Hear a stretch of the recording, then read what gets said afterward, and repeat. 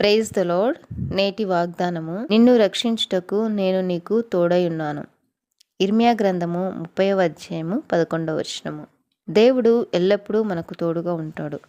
ఎవరైతే ఆయనను ఆశ్రయిస్తారో వారికి దేవుడు తోడుగా ఉంటాడు. దావీదు రాజు ఈ విధంగా అంటున్నాడు, మనుషులు మన మీదికి లేచినప్పుడు యెహోవా మనకు తోడై ఉండని ఎడల వారి ఆగ్రహము మన పైన రగులుకొనినప్పుడు యెహోవా మనకు తోడై ఉండని ఎడల వారు మనలను ప్రాణంతోనే మృంగివేస్తుందురు అని.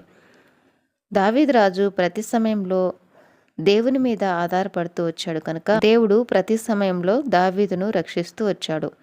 మనం కూడా ఆయనకు ఇష్టంగా నడుచుకుంటే మనకు దేవుడు తోడై ఉండి ప్రతి ఒక్క సమయంలో తోడుగా ఉండి మనల్ని రక్షిస్తాడు.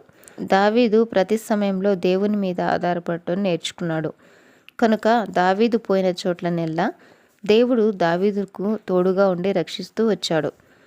నా సన్నిధి నీకు తోడుగా వచ్చును. ఆమేన్.